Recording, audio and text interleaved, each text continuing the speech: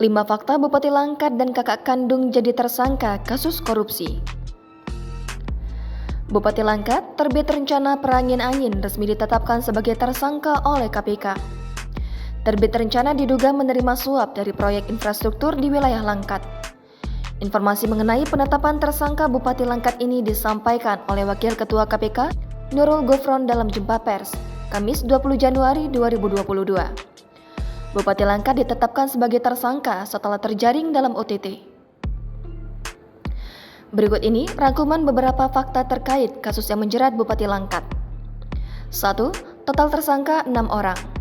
Selain terbit rencana, KPK menetapkan 5 orang tersangka lain, 1 orang sebagai pemberi dan 5 lainnya sebagai penerima.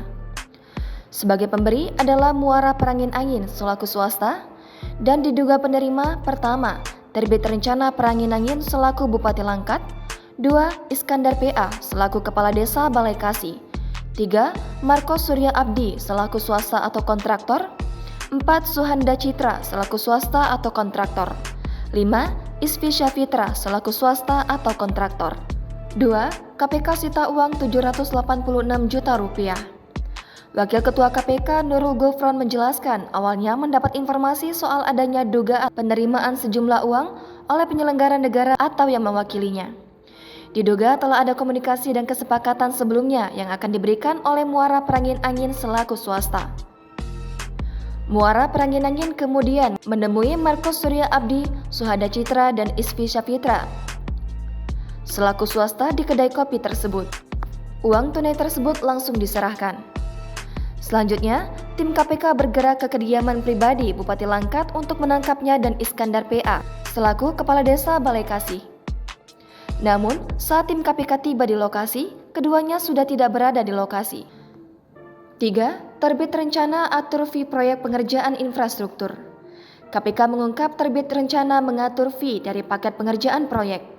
Paket proyek itu dibuat sejak 2020. Terbit rencana bekerja sama dengan saudara dan sejumlah jajaran yang disebut orang kepercayaannya dalam membuat paket proyek. Ada 2 paket proyek yang dibuat, yakni paket proyek melalui lelang dengan permintaan fee sebesar 15%, kemudian paket proyek penunjukan langsung dengan fee 16,5%. 4. Kakak kandung terbit rencana terlibat kasus suap. Kepala Desa Balai Kasih, Iskandar PA juga ditetapkan sebagai tersangka dalam kasus korupsi Bupati Langkat terbit rencana Perangin Angin. Iskandar, yang merupakan kakak kandung terbit rencana, diduga mengatur paket proyek infrastruktur dalam kasus dugaan suap ini. 5. Terbit rencana diduga terima suap dari berbagai proyek. KPK menduga terbit rencana menerima suap dari berbagai proyek lain. Gufron mengatakan, terbit rencana juga menerima suap dari pemenang tender proyek lainnya dengan pola yang sama, yakni meminta sesuai aturan yang paket proyek. Jangan lupa subscribe, share, komen, dan like ya!